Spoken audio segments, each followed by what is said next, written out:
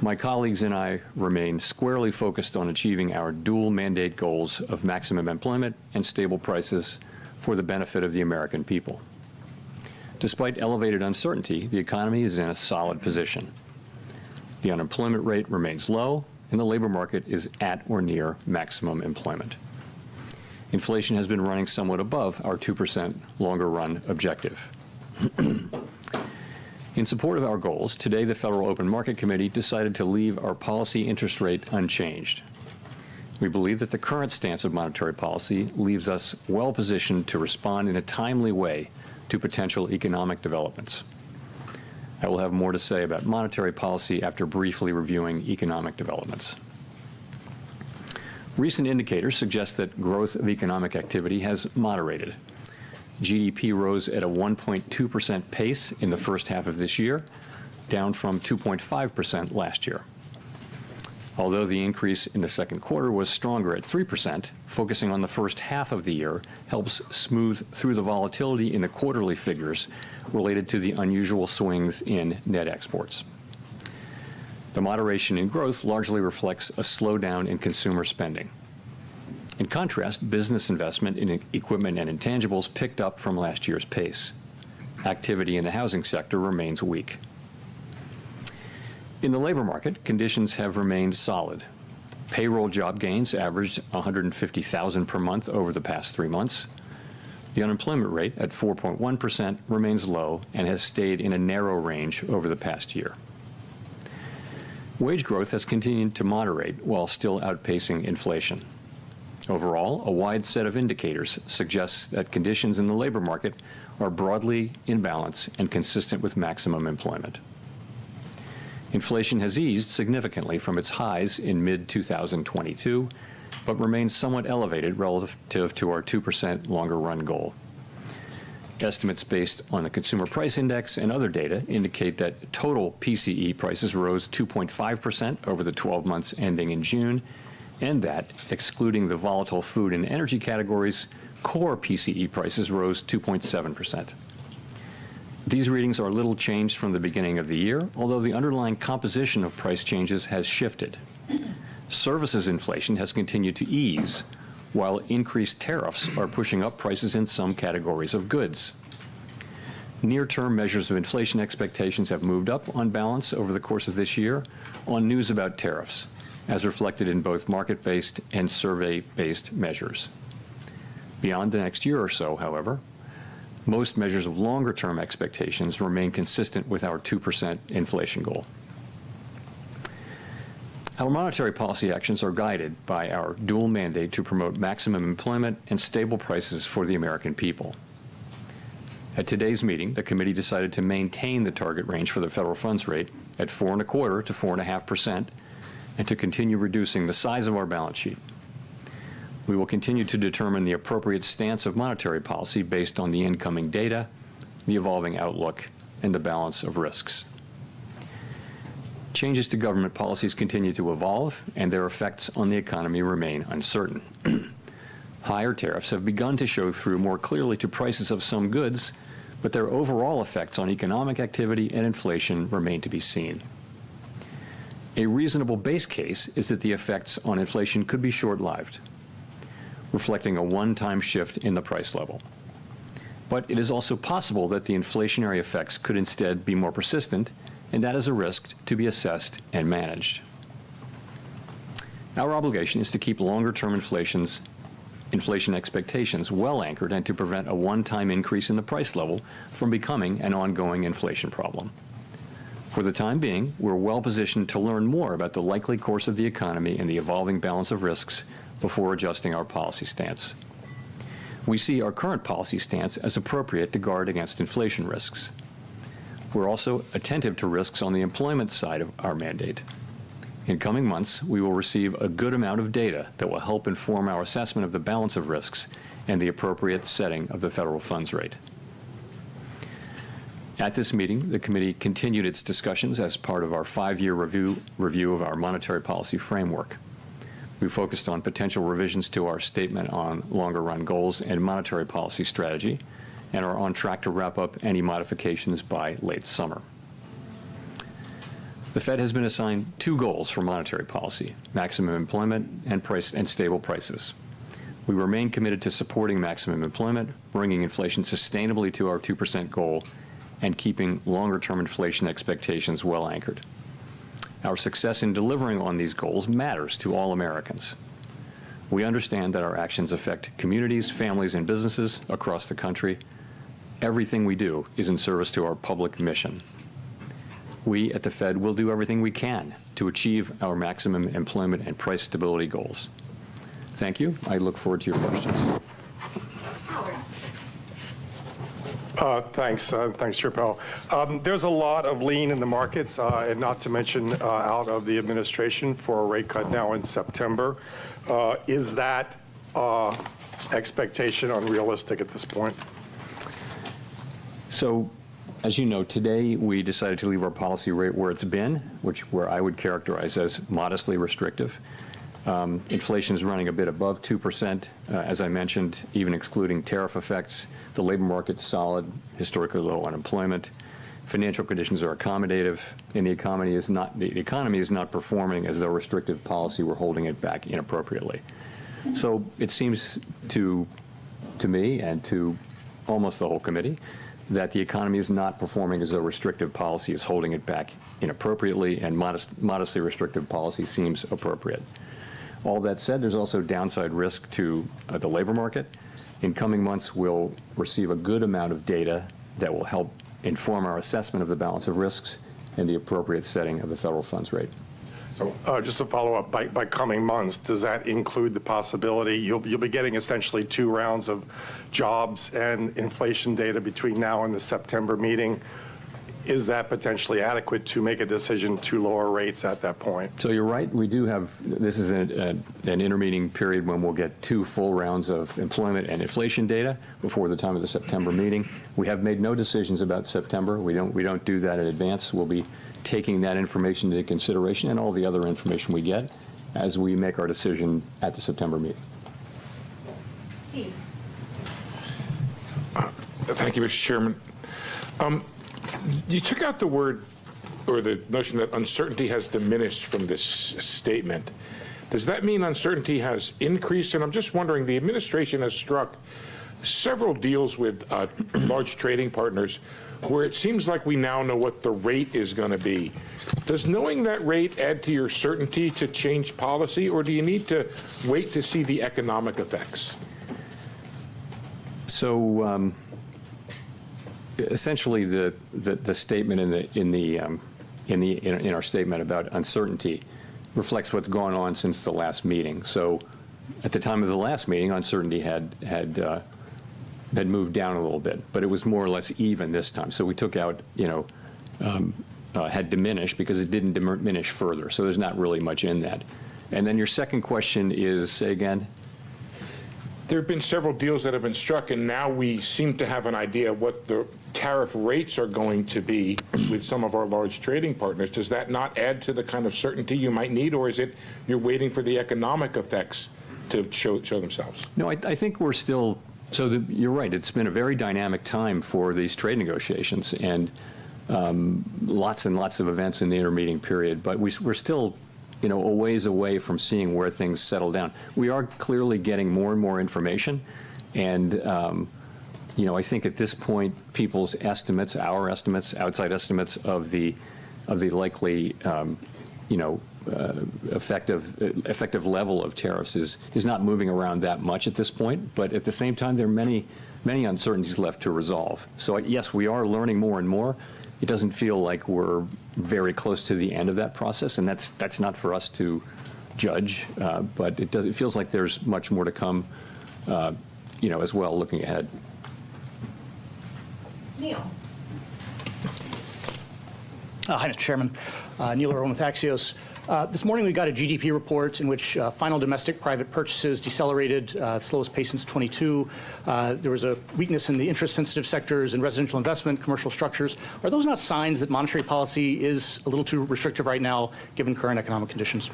So the GDP and PDFP numbers came in pretty much right where we expected them to come in. You got to look at the whole picture. So certainly, as I mentioned in my opening remarks, economic activity data, GDP, private domestic final purchases, which we think is a narrower but better signal for future, for where the economy is going, has come down to a little better than 1%, 1.2%, I think, in the case of GDP for the first half, whereas it was 2.5% last year. So that has certainly come down. But if you look at the labor market, what you see is, by many, many statistics, the labor market is kind of still in balance. It's things like quits, job openings, and let alone the unemployment rate. They're all by many measures, very similar to where they were a year ago. So you do not see weakening in the labor market. You do see a slowing in job creation, but also a slowing in the supply of workers. So you've got a labor market that's in balance, albeit partially because both demand and supply for workers is coming down at the same pace, and that's why the unemployment rate has remained roughly stable, which is why I said we do see downside risk in the labor market. I mean, our two mandate variables, right, are inflation and maximum employment, stable prices and maximum employment, not so much growth. So the labor market looks solid.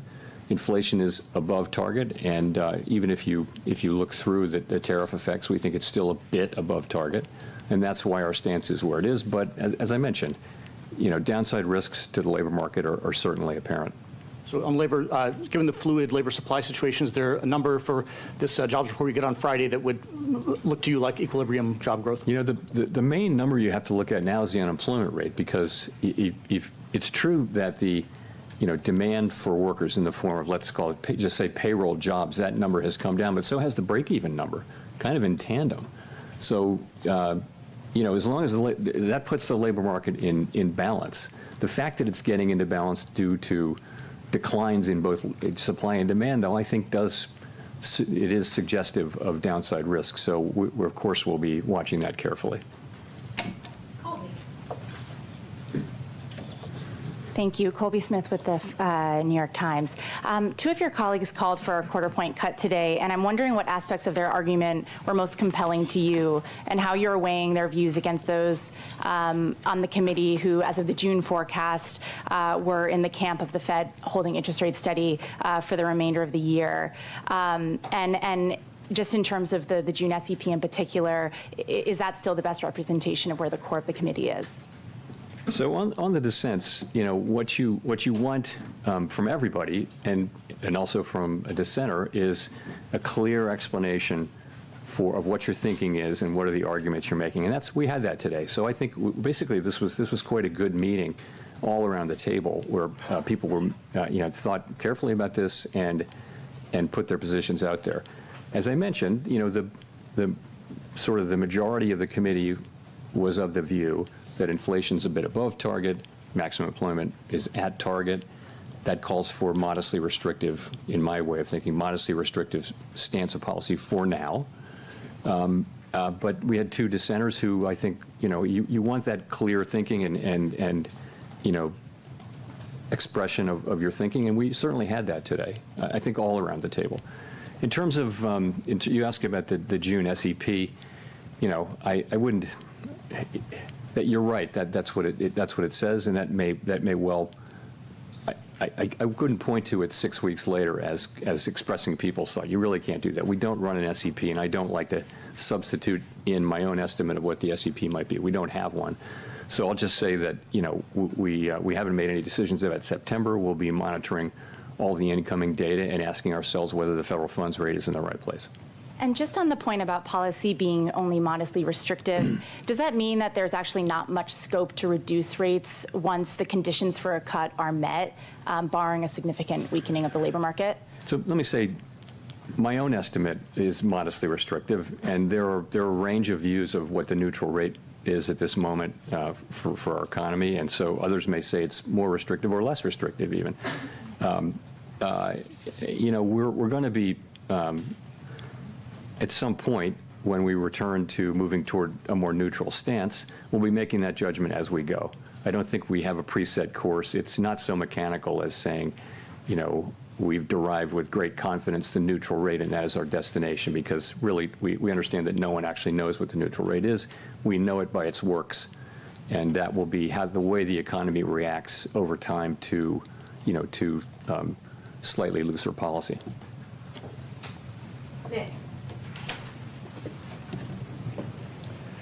Nick Timmeros, The Wall Street Journal. Chair Powell, my question is about what have you learned over the last few months about the inflation generating and price pass-through process? And just to drill down, the June CPI report showed evidence of tariff-induced goods inflation. Now, the tariff landscape is only starting to be settled with some of these more recent deals. Given the lags between when tariffs are announced and when they show up in goods prices, is 2 months a long enough horizon to evaluate the impact and be confident that tariffs aren't impacting the broader inflation process? I think you have to think of this as still quite early days. And so I think what we're seeing now is substantial amounts of tariff revenue being collected on the order of $30 billion a month, which is, substantially higher than before. And the evidence seems to be mostly not paid only to a small extent through exporters lowering their price, and companies or retailers, sort of people who are upstream, institutions that are upstream from the consumer, are paying most of this for now. It's starting to show up in consumer prices, as you know, in the June report. We expect to see more of that. And we know from surveys that companies feel that they have every intention of putting this through to the consumer, but the truth is they may not be able to in many cases. So I think we're just going to have to watch and learn empirically how much of this and over what period of time. I think we've learned that the process will probably be slower than expected at the beginning, but we never expected it to be fast. We think we have a long way to go to really understand exactly how it will be. So that's how we're thinking of it right now. So if I could follow up, is the reticence to look through core goods inflation being driven by the judgment that during the pandemic expectations proved more adaptive than anyone at the Fed expected? Is it being driven by uncertainty over how restrictive policy is? You could argue we are a bit looking through goods inflation by not raising rates. We haven't reacted to new inflation, but I mean, I wouldn't insist upon that. But I don't think, I think the base case, as I said, a reasonable base case is that these are one-time price effects. Of course, in the end, there will not be. This will not turn out to be inflation, because we'll make sure that it's not. We will, through our tools, make sure that this does not move from being a one-time price increase to serious inflation. We want to do that efficiently, though, and that means we want to do it. If you move too soon, you wind up maybe not getting inflation all the way fixed, and you have to come back. That's inefficient. If you move too late, you might do unnecessary damage to the labor market. So there won't be, in the end, a big inflationary problem. What we're trying to do is accomplish that in a way that is efficient. But in the end, there should be no doubt that we will do what we need to do to keep inflation under control. Ideally, we do it efficiently.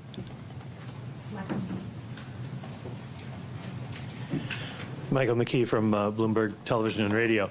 The one big bill, leaving aside the adjectives, do you expect it to add stimulus to the economy in 2026? And would that be an argument for remaining on hold or cutting back on the number of rate cuts you would expect for next year? So, of course, let me just ritual disclaimer that we don't express any judgments or anything like that on fiscal legislation or other legislation for that matter. But I would say when you think that, the biggest part of the bill was making permanent existing law on taxes, I don't think we see it as particularly stimulative. There should be some stimulative effect, but it shouldn't be significant over the next couple of years. And to follow up, I don't want to put this in terms of you and the president, so let me ask it this way. Do you have concerns about the cost to the government of keeping rates elevated for longer in terms of interest rate charges? Yeah, no, that's, we have a mandate, and that's maximum employment and price stability. And it is, it's not something we do to consider the cost to the government of our rate changes. We have to be able to look at the goal variables Congress has given us, use the tools they've given us to achieve those goals, and that's what we do. we don't consider the fiscal needs of the federal government. No advanced economy central bank does that. And it wouldn't be good for, if we did do that, it would be good neither for our credibility nor for the credibility of U.S. fiscal policy. So it's just not something we take into consideration. Victoria. Hi, Victoria Guido with Politico. When it comes to the renovations of the Federal Reserve's headquarters that the administration has been looking into, do you see their interest in that issue as being directly tied to the president's push to get you to lower interest rates? Not for me to say. I will say we had a nice visit with the president. It was an honor to host him. It's not something that happens very often at the Federal Reserve to have the president come over, let alone to visit a building. But it was a good visit. Are there any aspects of the project that they've raised that you see as making you reconsider any aspects of the project? So, this project was hatched and conceived almost a decade ago now, and we went through the very long process of clearing it through historic preservation at the National Capital Planning Commission, and a lot of back and forth there. It was very constructive. We started out to do the work, and we're very well along on that work, and I was quite pleased to have the president say multiple times that what he really wanted to see was us getting this construction completed as soon as possible. That is our focus, and that's what we're going to do.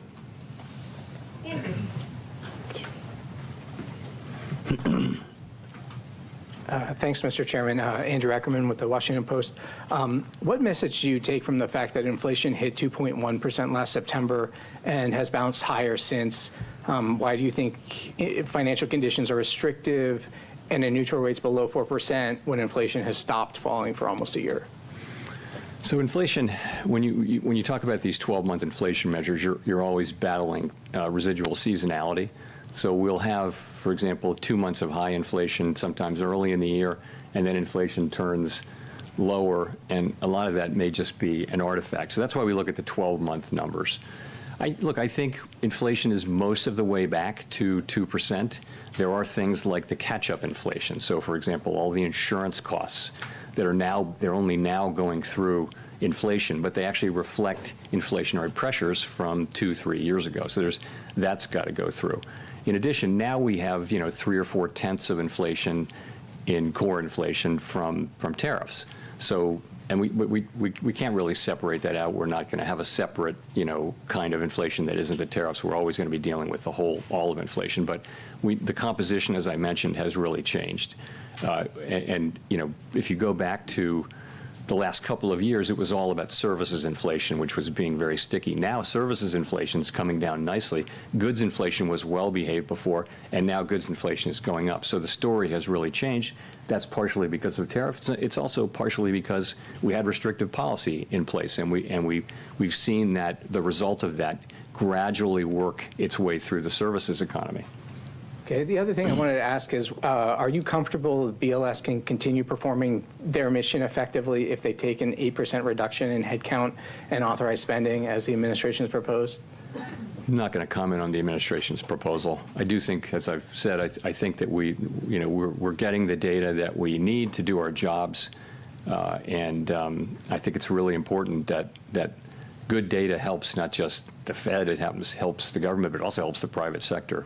People in the economy, they use this data a lot too, so it's quite important for our economy and certainly for the Fed's work and other government agencies' work that we continue to get better at data. That's what we've been doing for 100 years. We've been getting better and better and better. It's very hard to accurately capture in real time the output of a $20+ trillion economy. And the United States has been a leader in that for 100 years, and we really need to continue that, in my view. Edward. Thank you, Mr. Chairman. Edward Lawrence from Fox Business.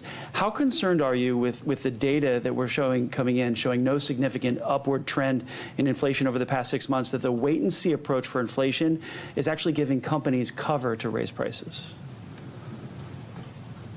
How concerned am I that say that again? The wait-and-see approach is giving... The wait-and-see approach, what do you mean by that? For cutting rates.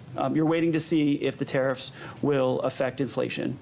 So it's a wait and see approach. Well, so sort that, of that's where policy's restrictive. When we start cutting, it'll go toward neutral.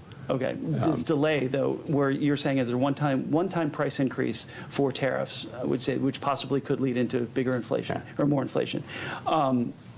Is that giving companies cover, though, to raise prices? Well, what may be giving, it's not our policy stance, what may be giving some companies will certainly be taking advantage of the fact of the tariffs and all of the discussion of how they're going to, companies will raise prices when and as they can.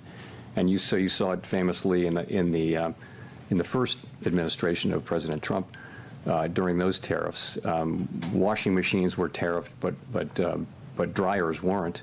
But what do you know? The price of dryers went up too, just like washing machines. So companies will often just they'll cross the street in a group, if you know what I mean. That'll happen. We don't see a lot of that. I mean, what we see now is basically the very beginnings of whatever the effects turn out to be on goods inflation. And I'll say again, they may be less than people estimate or more than people estimate. They're not going to be zero. Consumers will pay some of this. Businesses will pay some of this. Retailers will pay some of this.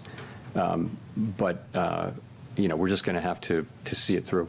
And just to follow, if I could, some additional tariffs have been in place since February, and things really haven't broken yet with the economy. So how do you justify to somebody who's looking for a house, who's facing a 7% mortgage and maybe can't afford those rates? How do you justify that? Well, so the housing is a special case, right? We don't set mortgage rates at the Fed, right? We set an overnight rate, and the rates that go into mortgages are longer-term rates, like Treasury rates. It might be 30-year rates. It might be shorter than that, but it's not the overnight Fed's rate. It's not that we don't have any effect. We do have an effect, but we're not the main effect. There are other things, though, going on in the housing sector, and one of those is just there's kind of a long-term housing shortage that we have. We haven't built enough housing. This is not something the Fed can help with, but then that'll be the case even after things normalize. So I think the best thing that we can do for housing is to have 2% inflation and maximum employment, and that's what we can contribute to housing. There are lots of other jobs to do for the private sector and Congress, but that's what we're trying to get to. We've made a lot of progress toward that. We have a very good labor market right now. Inflation, we were very close to 2%. We're seeing some goods inflation move us away, but so far not very far away. Chris. Hi, Chair Powell. Thank you.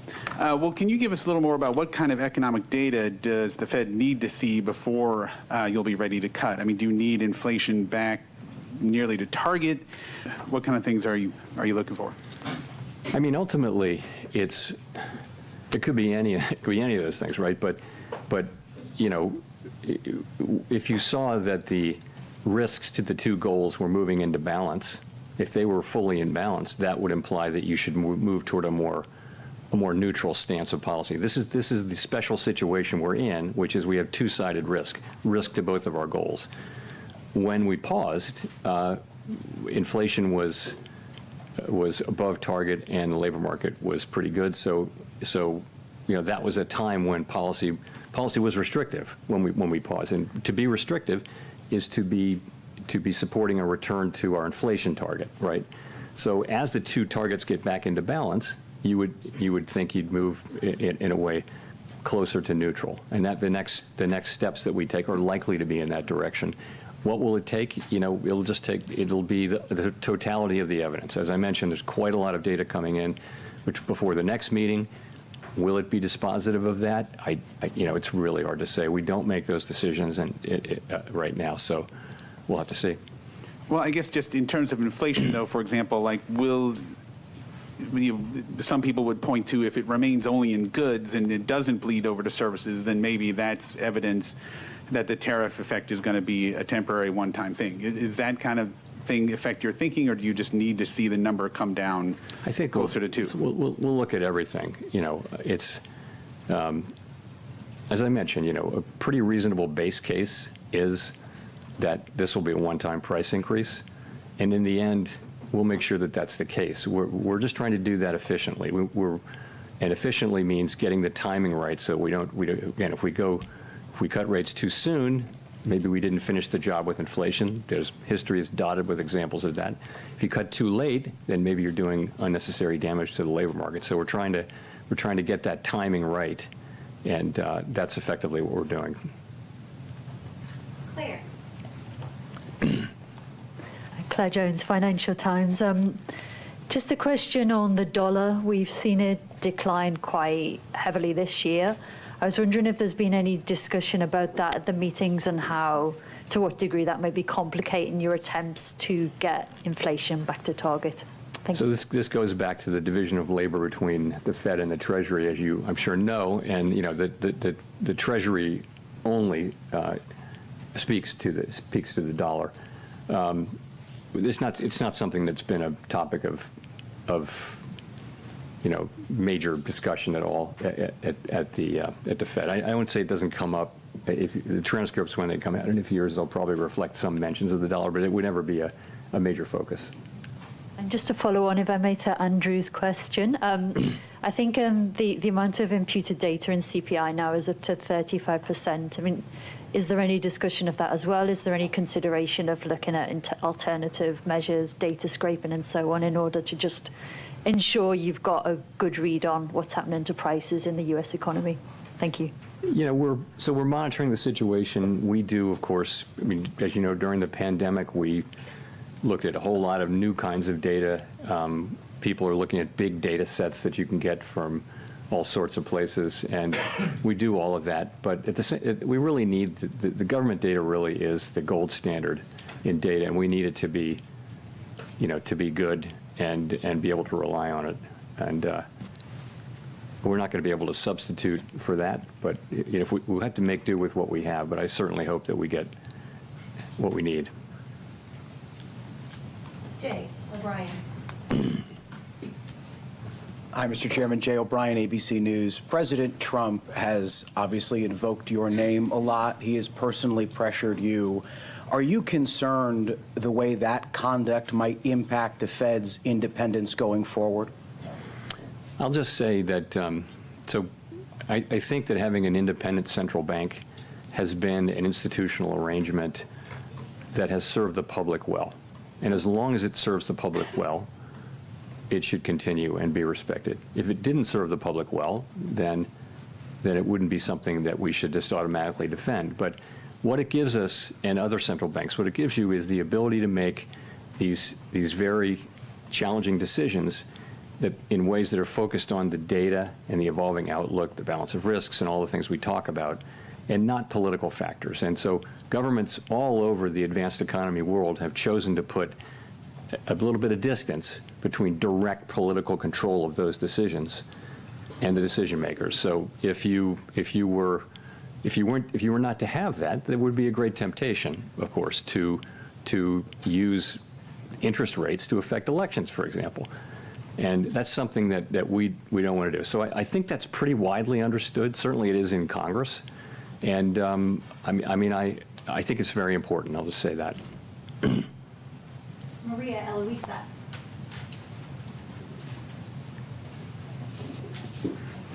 Afternoon, Chair Powell. Maria Luisa Capurro from Bloomberg News.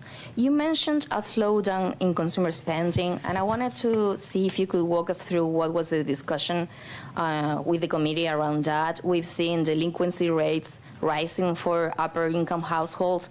How do you see that evolving in the next few months, and how much of a vulnerability that is for the economy going forward? Consumer spending had been very, very strong for the last couple of years, and had repeatedly, forecasters, not just us, had been forecasting it would slow down, and now maybe it finally has. So I would say,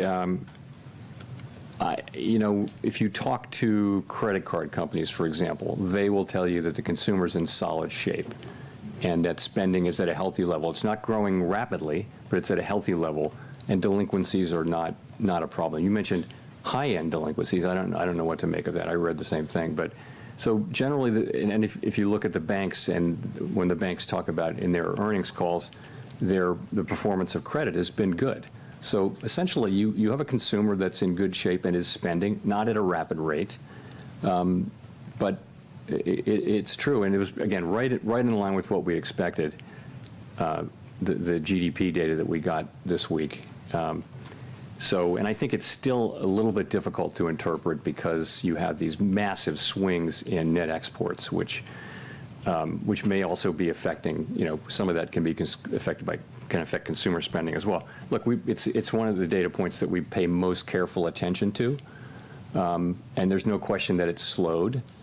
And we're watching it closely, but we also watch the labor market and the performance of inflation. Those are our two variables that we're assigned to maximize. And just to follow up on what my colleagues were asking about this sense, Governor Waller said that the labor market is on edge, and he was pointing to weaknesses on the private sector. I was wondering, you've said that the main number to look at is the unemployment number overall, but what was the discussion about the state of the private jobs market? So I'm not going to talk about any individual's, any individual's comments. I wouldn't do that. But I think what we know is that private sector job creation, certainly in the last report we'll see on Friday, but had come down a bit. And if you take the QCEW adjustment seriously, it may be even lower, maybe close to zero. But the unemployment rate was still low. So what that's telling you is that demand for workers is slowing, but so is the supply. So it's in balance, oddly enough. You've got a very low unemployment rate, and it's kind of been there for a year as job creation has moved down. But also we know that, because of immigration policy, really, the flow into our labor force is just a great deal slower. And those two things have slowed more or less in tandem. If you look at things like I mentioned, quits, look at wages. Wages are gradually cooling. Look at vacancies to unemployment. Those things have been pretty stable they haven't really moved a lot in a full year.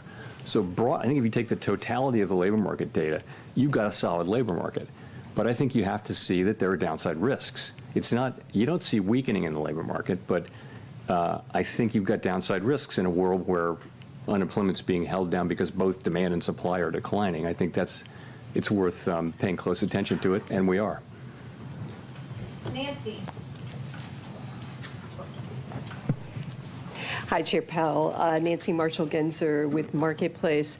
One more question on the lack of unanimity in today's decision, the two dissents. Was there talk during the meeting? I know you're not going to talk about exactly what individuals said, but in general, was there talk during the meeting of cutting rates, and what was the case against that at the meeting? Sure. So, we have an economic go-around where people talk about the economy, and then that's yesterday, and then today we have a monetary policy go-around. All the way around the table, everyone gives their views. So the discussion around policy was, the majority view was still what it has been, which is that inflation's running above target, maximum employment is right at target. That means policy should be a little bit restrictive, somewhat restrictive, because we want inflation to move all the way back to its target. So that's where people have been and still are. Two of our members felt that the time had come to cut, and that they, for the reasons that they're going to express, I won't tell you the reasons they'll issue some kind of a thing in the next day or so. So, but that's the story, and I would say, well argued, very thoughtfully argued all around the table, good arguments, and it's a situation where, unusual situation. The economy is in good shape, but it's an unusual situation where you have risks to both your employment mandate and your inflation mandate. That's the nature of a supply shock.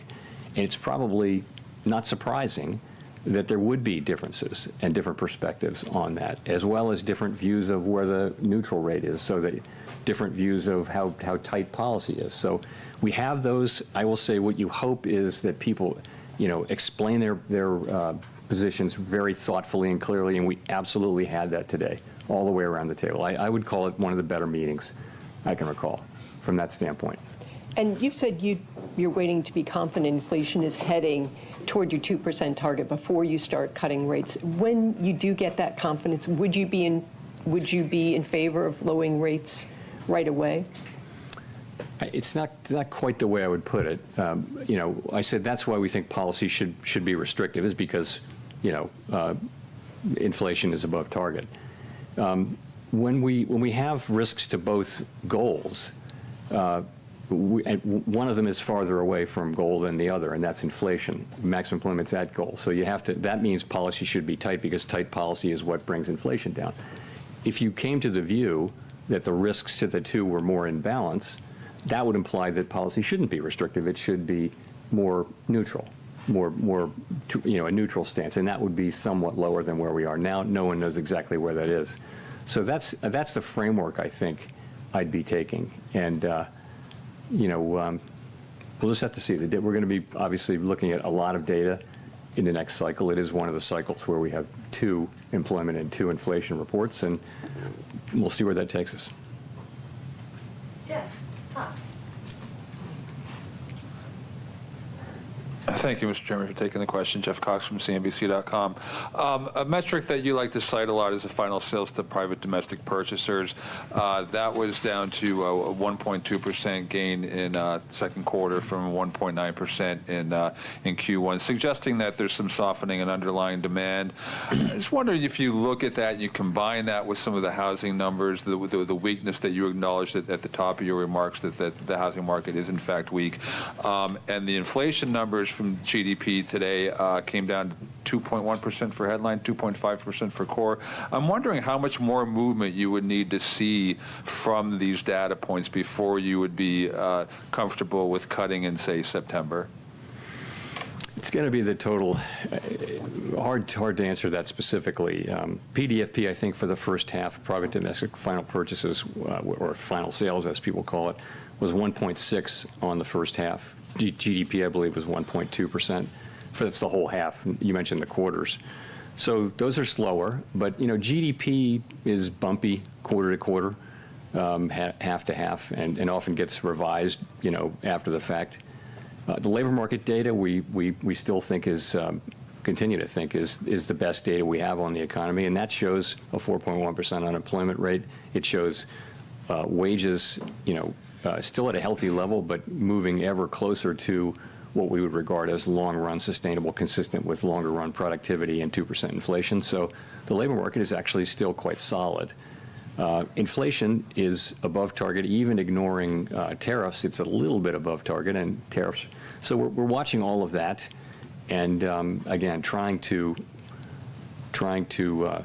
do the right thing in what is a challenging situation, because you're being pulled in 2 directions, and you have to decide which of those to go in. And actually, at some point, if they're sort of equally at risk, then you really want to be at a neutral policy stance, which we're not right now. So it would be safe to say that if the data kind of stays in line with where it is right now, that you wouldn't be comfortable with cutting in September? I'm not going to say that. No, I just think we're going to need to see the data, and it can go in many different directions. The inflation data and the employment data, and we're going to make a judgment based on all of the data and based on that balance of risks analysis that I mentioned. Thank you. Greg, Rob, for the last question. Thanks, Chair Powell. Greg Robb from MarketWatch. The Treasury Secretary has said recently that it would be confusing for the markets if you stayed on as a governor after your term as chair ends. And I was wondering if you had any update for us on a decision on that front. Sorry, I do not have any update for you. Thanks very much, everyone.